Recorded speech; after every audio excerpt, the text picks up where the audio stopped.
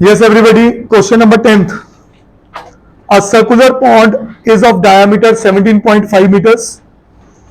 It is surrounded by a 2 meters wide path. Find the cost of constructing the path at the rate of rupees 25 per square meter. Please understand this question.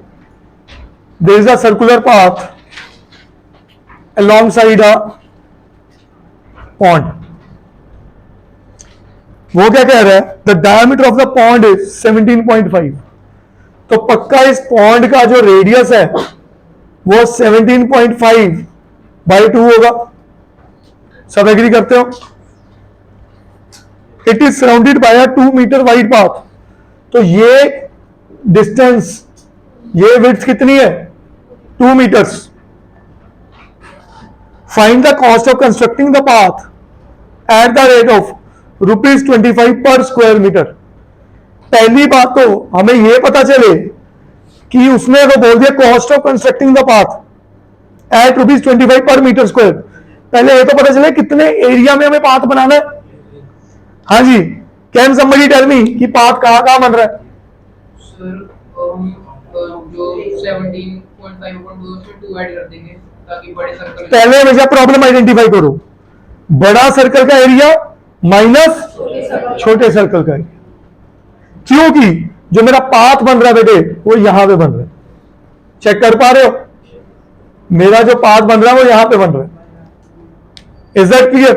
तो मैं क्या कहूंगा, सबसे पहले मुझे area of path चाहिए. तो आएगा area of larger circle minus area of smaller circle. क्या ये बात सबको क्लियर है? तो अक्सर हम लार्जर सर्कल को कैपिटल आर से डिनोट करते हैं और स्मॉल सर्कल को स्मॉल आर से. Is that okay? पाए दोनों में कॉमन है. अंदर क्या बना? आर स्क्वायर माइनस और पाए ए स्क्वायर माइनस बी स्क्वायर का फॉर्मूला ए प्लस बी इंटू. क्या मैंने आपको इस क्वेश्चन में यह फॉर्मूला एरिया ऑफ रिंग का नहीं कराया था? तो ये रिंग ही तो बन रही है. अगर इस चीज को खाली समझ लूं तो ये रिंग ही बन गई. यस और no? Pi capital R square minus pi small R square. अब हमारे पास पाई की वैल्यू होती है 22/7. कैपिटल आर 3.14 बोला उसने. लीजिए जैसा आप लोग कहें 3.14. कैपिटल आर यहां से लेके यहां तक पूरा हो गया. यहां तक कितना है? 17.5 बाय 2. और बीच में कितना मीटर ऐड करूं? तो भाई साहब पहले मेरे को कैपिटल आर भी निकालना है. तो मैं क्या लिख सकता हूं? Small R plus width. ये इसका फॉर्मूला भी होता है. ये हमने उसमें मिस किया है. ये मेरे को एरिया ऑफ रिंग के कॉन्सेप्ट में ही जो मैं शॉर्टकट्स बता रहा था उसमें बता देना चाहिए था कि हमेशा कैपिटल आर कैसे निकलता है? स्मॉल आर के अंदर विड्थ ऐड कर दो. स्मॉल आर कितना आया? 17.5 डिवाइडेड बाय प्लस विड्थ कितनी है बेटा? एलसीएम लिया 17.5 प्लस 4/2 तो कितना आया? 21.5 बाई 2 मीटर्स. क्या ये बात सबको समझ आई? बोलिएगा. तो मैं यहां पे लिख दूं 21.5 by 2 plus 17.5 by 2 into 21.5 by 2 minus 17.5 by 2. क्या बात समझ आई? अच्छा, गलती से अगर मैं इसमें करने बैठ जाता, इसके स्क्वायर करते ही ना हमें मौत पड़ जानी थी. तो बेटर हुआ हमने ये अप्रोच लगाई. तो यहां आया 3.14. अच्छा, 21 प्लस 17 38. 0.5 1 होता है. 38 प्लस 1 तो मैं लिख डालू 39/2. बोलो जी, एग्री करते हो? 21.5 माइनस 17.5 4/2 इज. लो जी, क्या ये बात समझ आई? 2 से 2 कैंसल.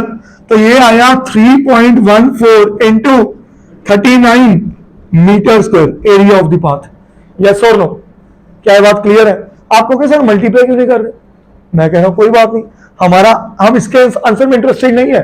उसने कहीं नहीं पूछा what is area of the path. उसने हमसे क्या पूछा है?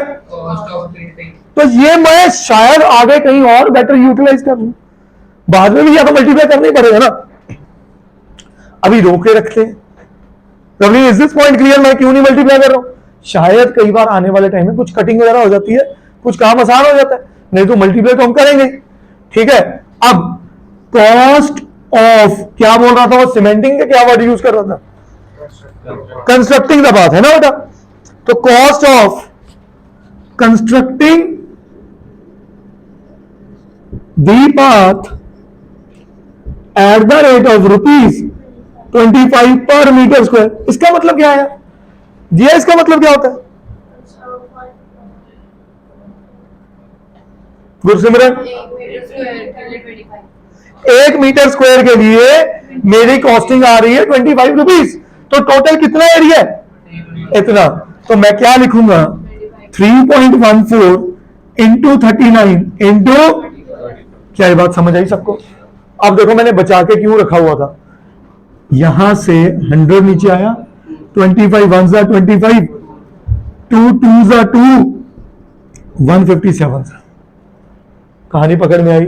अब आई होप ये ज्यादा मल्टीप्लाई करना आसान है, समझेगा नहीं? करेगा मेरा बच्चा? 157 इंटू 39 डिवाइडेड बाई 2। शीट में तो आंसर है, चेक करना, शीट का आंसर है ₹3061.50। कोई भी एक बच्चा क्रॉस चेक कर ले, ये आंसर आ रहा है तो हम आगे बढ़े।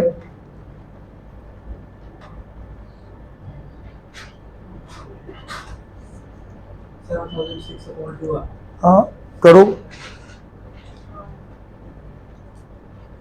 मेरी शीट में आंसर ये लिखा हुआ है, बिल्कुल सही ji, kindly go ahead with it, करिए जी।